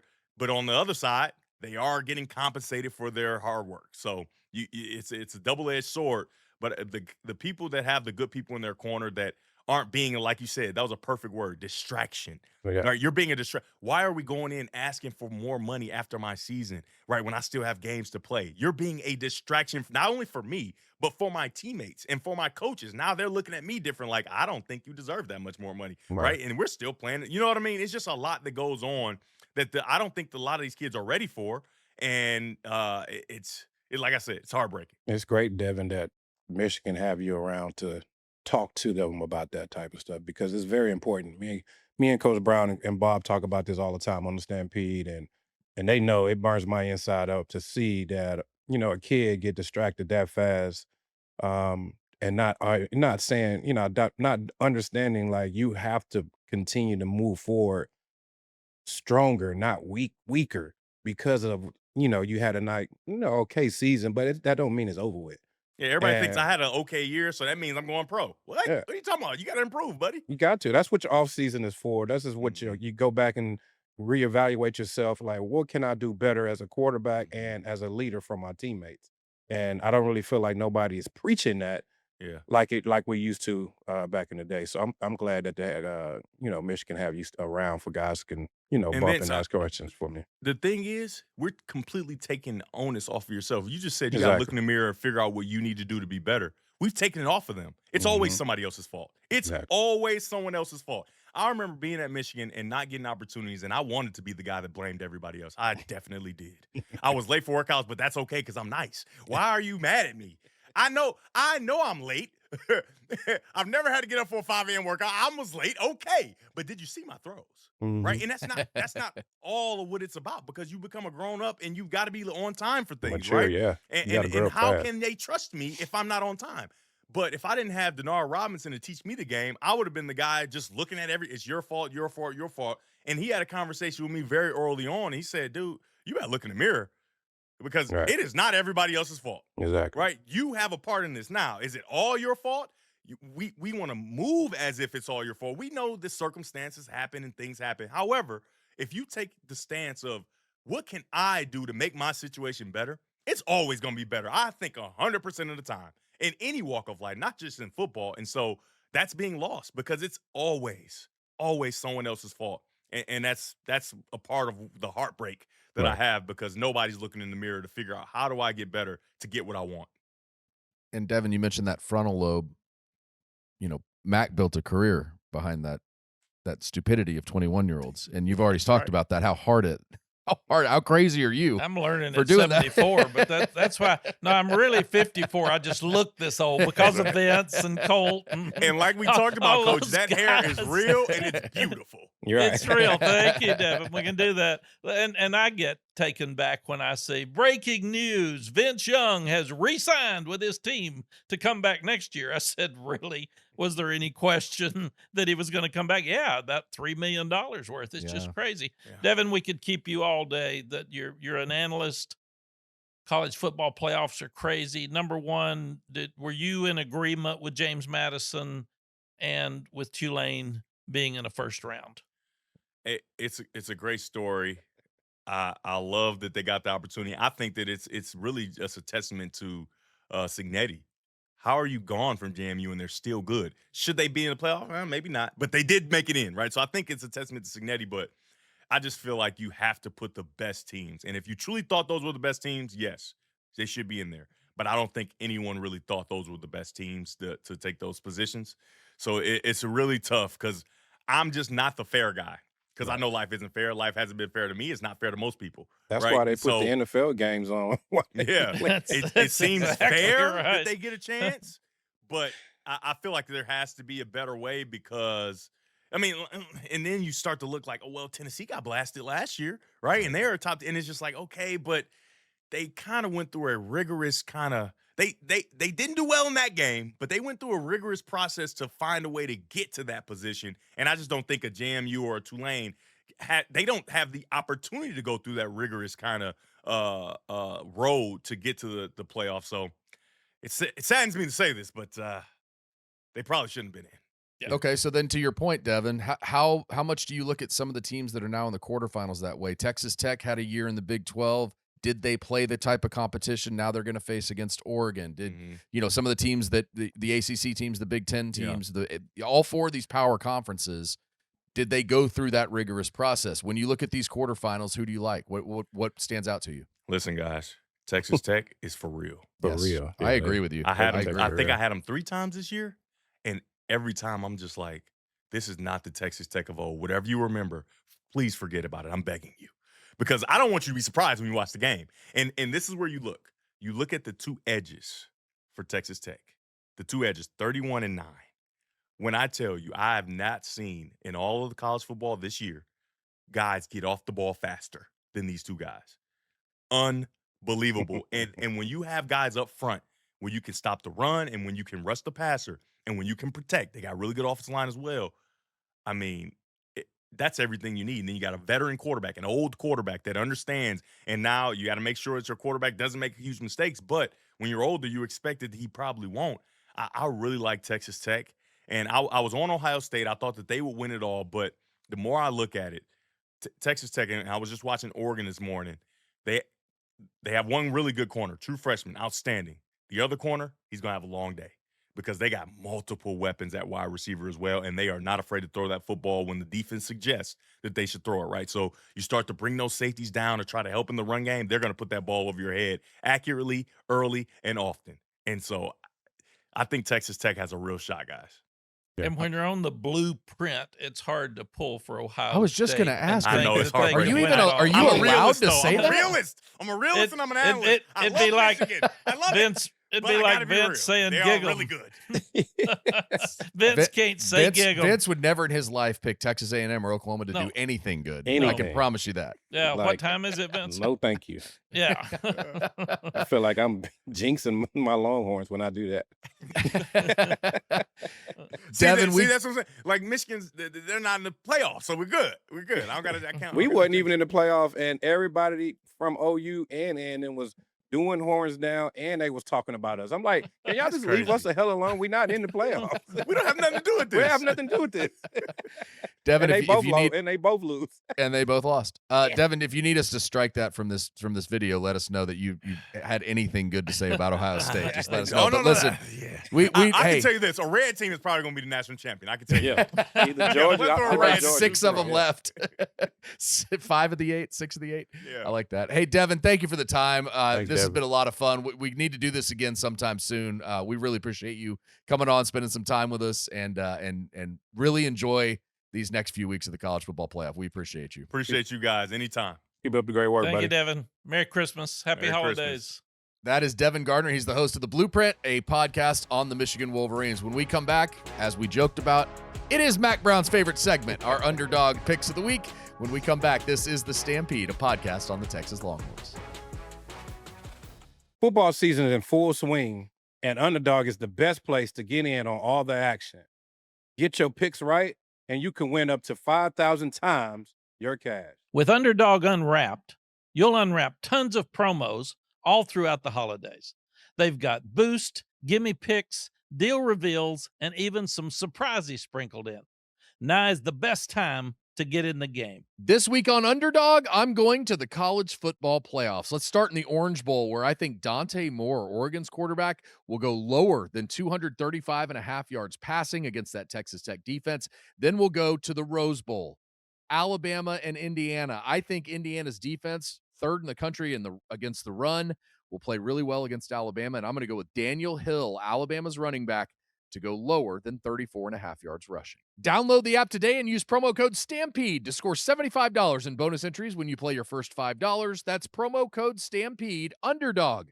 Make picks. Win money. Must be 18 or older, 19 or older in Alabama and Nebraska, 19 or older in Colorado for some games, 21 or older in Arizona, Massachusetts, and Virginia, and present in a state where Underdog Fantasy operates.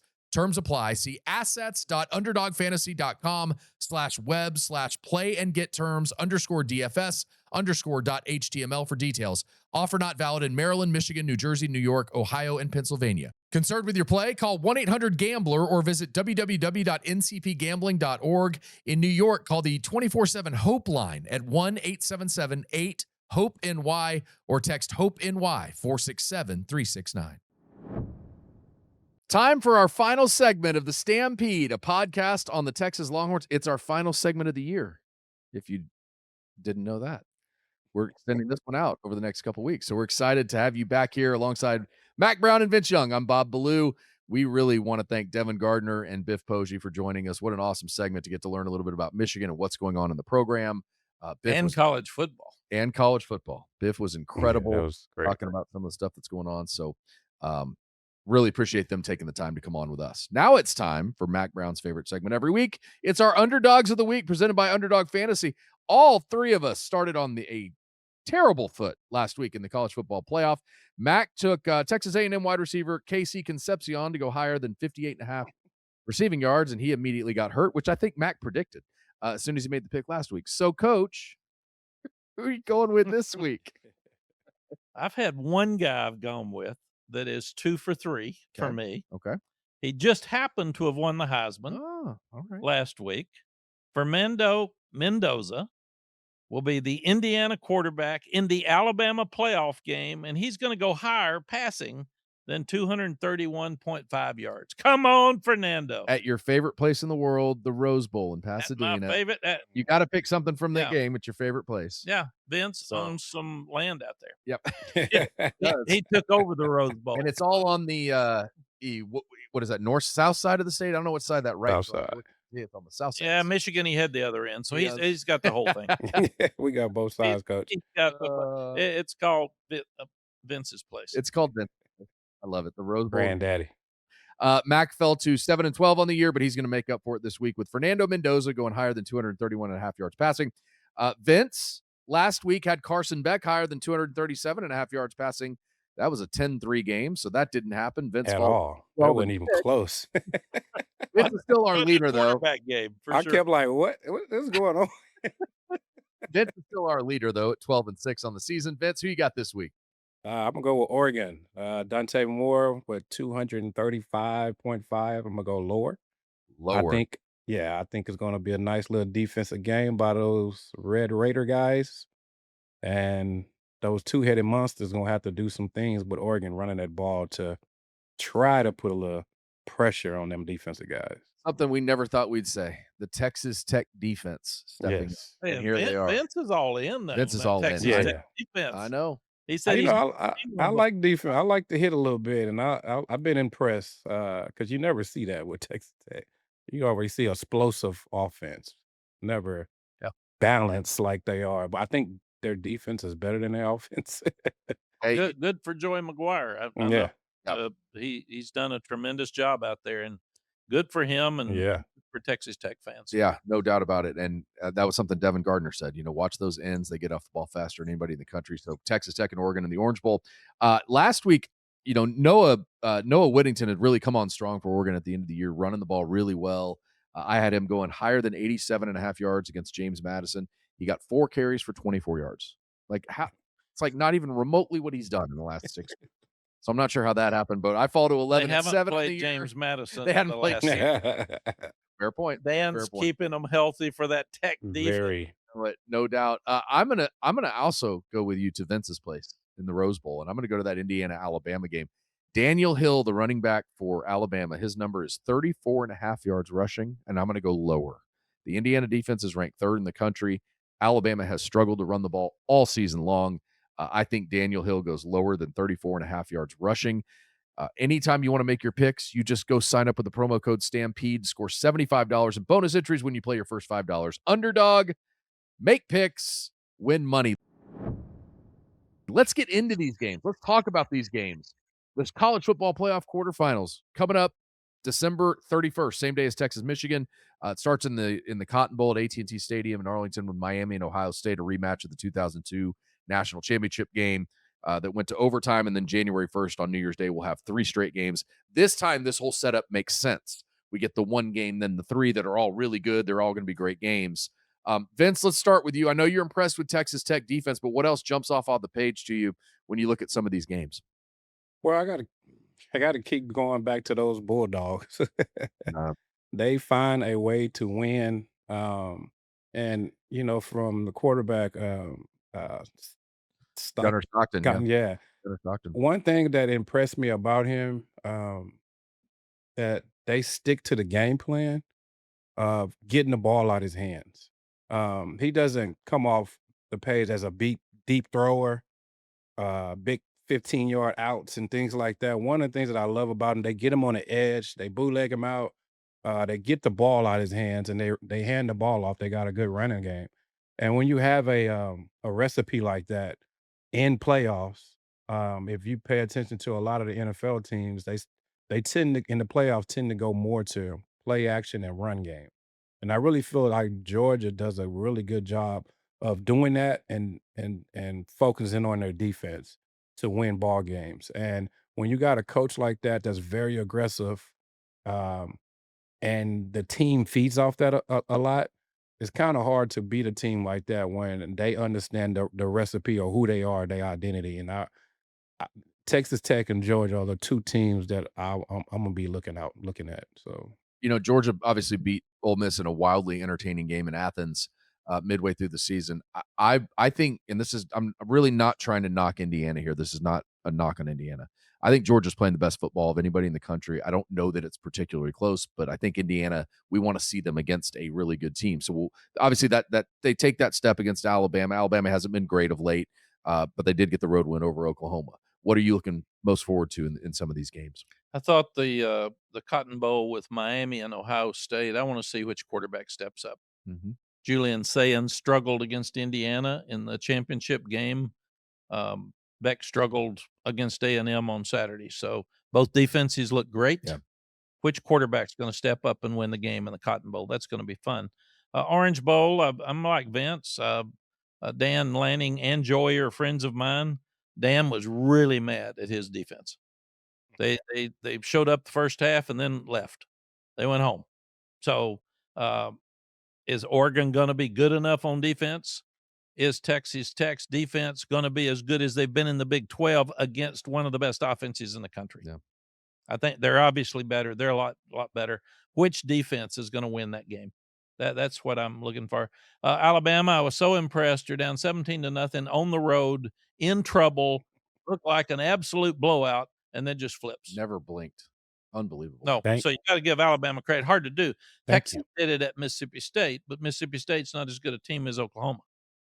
So, I mean, that was a good defensive football team, and, I mean, Alabama just ripped them. yeah, And that was great adjustments at halftime. Great adjustments. Yeah. Because quarterback at Oklahoma, he was killing them the first half. He was. And they put that spy on him. Yep. No, he killed them less. No question. And, Bob, I'm like you. I want to see I keep thinking Indiana's not that good, and they keep winning. They had an easy schedule, but they won at Penn State. They won at Oregon. It's really hard to do. They beat Ohio State. Was Ohio State a little flat because they beat Michigan? Well, everybody says you can't be flat for a conference championship game. You really can. You can't, especially when you know it doesn't really matter. You're in the playoff. No. You know it doesn't really matter. So I think, again, we'll know more about Indiana because Alabama was a good match for Georgia. Beat them once. Didn't play as well the second time, but Alabama can beat you. So Alabama's going to be excited. Indiana's going to be excited. Indiana had 21 days off. Does it hurt you to have that many days off? Yeah. And I think that's a question. Last year, the second round teams got beat. All four teams that had a bye got beat last year. And then I think also Ole Miss was so excited because they wanted to show Lane was gone and the new coach is great and we love him and we're chanting Pete, Pete, Pete and all that kind of stuff. Tulane's coaches have already gone. They're already out of here. I don't think Ole Miss will have a chance to beat Georgia. And I think, again, Georgia may be the best team in the country right now. If their quarterback plays well, they can be the best team in the country because they're doing everything else right. I think there's no question. I think all that makes sense, which means when we go to New Year's Day and New Year's Eve and New Year's Day, it's all going to flip on its head because that's the way this always works, doesn't it? Everything we don't expect to happen happens. Yeah. All right, let's get some final thoughts here on the Cheez-It Citrus Bowl between Texas and Michigan. Obviously, this will change a little bit, as Biff mentioned. That he expects a lot of opt-outs, which is significant for Michigan. We don't know who that's going to be, but we do know it's going to be significant. But Texas has a lot of opt-outs too. They have some guys going into the transfer portal. What are your final thoughts as we get ready? Mac, what are your must-dos? Let's do that. What are your must-dos if Texas is gonna beat Michigan in the Citrus Bowl? Well, Matt Patricia, a pro guy who was the defensive coordinator at Ohio State, gave Texas a lot of looks. And Wink Martindale at Michigan is an NFL guy, so he's gonna study that Ohio State video, and he's gonna give them a lot of different looks because he's got a month to prepare. I don't know who he's gonna do it with, Right. but he's gonna give them a lot of different looks. So, offensively, you're probably gonna have to adjust in the first quarter because you don't know what you're gonna get, because it's gonna be different for sure. And then you start looking at bowl games are like opening games. You haven't tackled in a while. You haven't had full speed stuff in a while. So usually turnovers and kicking game mistakes lose the game more than win the game in bowl games. Bad tackling because you haven't tackled. You've had drills, but you don't scrimmage. You've been off too long. More fumbles. And then special teams, you don't tackle in special teams. So Right. special teams are sloppier too. So I would think that Texas has the older quarterback. Texas has more offensive players that are older now and been around. So they didn't have a lot of opt outs that are going to affect who they are. Even I was impressed that the tight end's going to play. Jack Andrews, yeah. I thought it was good of him. I like that. Defensively, again, Texas got a lot of new faces. Oh my gosh, fans, get ready. Get ready to see guys, even guys who have played. Now they're in a different leadership role. They got to Right. step up. So it's they're the old guy all of a sudden now. At special teams, Texas would have to have the advantage. Yeah. Because of our guy. They better not punt it to our guy. Don't I do know Ryan that. nibble it. I Don't don't. kick No, it. you can nibble it. I was gonna say, Matt, go through that list of defense real quick because the guys, the opt-out list or transfer list or NFL, Derek Williams, Leonga Lafau, Anthony Hill, Malik Muhammad, Michael Taff, Ethan Burke, Trey Moore, Jalen Gilbo. Yeah, a lot of great players. Now, Not a lot of offensive players, which is good. It really is. But defensively now, fans, here's what you're going to look at. Safety, Jonah Williams going to step up. Linebacker, Bo Barnes. I think he's played 24 plays. Man, look at him. Watch him. They're excited about him. Defensive end, they're going to have significant roles. Lance Jackson, we talked about. Justice Terry. Defensive back, Grayson Littleton. Different role. He's not a freshman anymore. He's next year. He's been here, man. He's gone through it. Linebackers that will have different roles and have to step up. Ty Anthony Smith and Brad Spence. Brad's been a pass rusher. He's going to have to be a player now and go. And then on offense, a few wide receivers, Dalen McCutcheon, Caleb Lockett, and Jamie French are all going to step up. This one's unique to me, Vince. Michael Perry's been playing wide receiver. They're so thin at running back. He's a high school running back. He's going to go back and play running back in the bowl game. They just put athlete next to him. Put athlete. Hey, you. Come here. Michael. Michael, go there and figure out what they want and get in it and do it. And then they may even try to play Lacey some to get him a few snaps. And because this is you can do that. You can. Yeah. This is a unique place. We're not sure where bowls are going. Vince said the experience for a team of the bowl games is something that I loved for my 36 years. I loved it. And there was not such thing as a bad bowl game because you had a great experience and your team got closer and you got more practice. All of that helps. Now we talked about the portal. Now we talked about spring training. All Sark's doing is getting him a head start. Tweak some coaching changes. Now he's starting for next year. He's starting to work on that Ohio State game, the second game of the year for next year, because it's not going away. It's there and it's real. And you start by putting in the culture and the attitude for beating Michigan, for being ready for Ohio State in a year. And you mentioned KJ Lacey possibly playing. I think every Texas fan is hoping by the fourth quarter that Marshall Landwehr and Brady Sarkeesian are in at linebacker because they're up pretty big. Let's get those guys some playing time. Vince, what are you most looking forward to as we go into this Citrus Bowl? Well, I'm just looking to see if the guy's gonna go in with a thought process of having fun with your teammates and then making an impression on your coach. Um, every time I got in the game, I always wanted to make an impression for Coach Brown and Coach Davis, and as well as my teammates, because of the fact it's just a point of the time that guys tend to get distracted because of all the stuff that's going on around them with the bowl game, the having fun and stuff like that. But I want to see my teammates come, get it right back to being focused when the game start. And then we got a new coaching staff. We got a new running back coach. Which one of the guys gonna start making impressions on these guys? Because that's what you're gonna need. Because once you make a good impression on a coach in a bowl game, he's going to remember that before the season get around. And he's going to put that in his notes like, oh, man, I like how he was focused at practice. He ran through every play. He did what he was supposed to do and didn't get distracted because we had a bowl game. He's excited to be here. So I want to see that in the Texas Longhorn guys, and as well as the Michigan guys. Everything situation these guys are going through. I want to see those guys be like, "Hey, man, that happened, but we can go out here and have a good time with our teammates and change the narrative of what's going on around them." And they can make an impression on their coaches. They can make an impression on the fans. It's a lot of things you can do that you can change the narrative off this game. So I want to see that on both sides of the ball. That who's going to go in and make an impression live on TV because the whole world is going to be watching. The thing that happens with Sark is you worry about when all this information comes out after Christmas about opt-outs, your team thinking, they're not even gonna have any players. Right. This is easy. By the time you think it's easy in sports when you get your butt beat. Get hit in your lip. But he's got to sell, and he will. We are working toward the standard of next year's Ohio State team. Exactly. We're coaching to a standard. We're not playing Michigan with a bunch of opt-outs. We are playing to a standard to get us where we need to go. The other thing that's changed now, and Vince just made the point, there'll be some guys in this game for Texas, a lot for Michigan, that haven't re-upped their contract yet. So they want to play well enough in the ball game, like the NFL, when they get their agent after the game to say, okay, I played great, man. So I need this much more money on my contract. Mhm. I want a 3-year deal instead of a 1, or I'm leaving. I mean, it's crazy, but those are all facts now.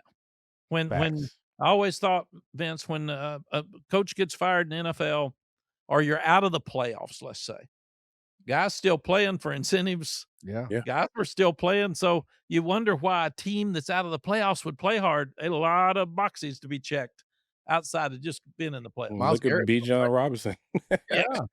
Miles Garrett still trying to get that sack record. Exactly. I mean, the greatest sack season in the history of the NFL. So Well, that's happening now in bowl games. Same Right. thing. right. I want my contract renewed. Coach, you watch me. Yeah.